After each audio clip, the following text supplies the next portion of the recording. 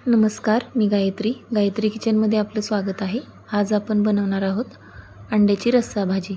तर त्यासाठी लागणारं साहित्य: उभा चिरलेला कांदा, लाल मिरची पावडर, काळं तिखट। इथं मी घरीच बनवलेलं काळं तिखट वापरलं आहे। त्यामध्ये मी खडे मसाले व्यवस्थित प्रमाणात वापरले आहेत, त्यामुळे मी आता इथं खडे मसाले वापरणार नाही।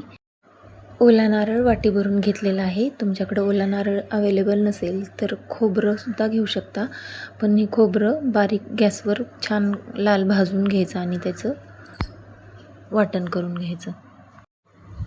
ओला नारळ आणि भाजलेला कांदा ह्याचं आता वाटण करून घेतलं। कढईमध्ये तेल घालून घेतलं, त्यामध्ये हे वाटण परतून घ्यायचं। त्यामध्ये लाल मिरची पावडर, गरम मसाला आणि काळं तिखट घालून परतून घ्यायचं। आता हे मसाले जळू नये मध्ये म्हणून त्यामध्ये थोडं पाणी घालून घ्यायचं आणि छान परतून झालं की उकडलेले अंडे घालून घ्यायचे।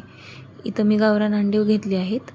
हे अंडे उकडायला जरा उशीर लागतो, त्यामुळे मीठ घालून हे अंडे उकडले होते आणि आता हे भाजीमध्ये घालून घ्यायचे आणि जेवढी आपल्याला भाजी करायची तेवढं पाणी घालून घ्यायचं।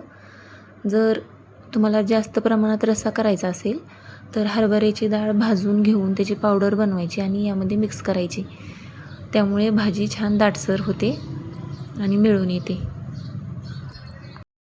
ही अंड्याची रस्सा भाजी एकदम कमी साहित्यात होणारी आहे आणि अगदी सोपी आहे, त्यामुळे ही रेसिपी तुम्हाला नक्की आवडेल। तुम्ही अशा पद्धतीची अंड्याची भाजी नक्की बनवून बघा। तुम्हाला जर ही रेसिपी आवडली असेल तर व्हिडिओला लाईक, शेअर, कमेंट आणि गायत्री किचन या चॅनलला सबस्क्राईब करा। धन्यवाद।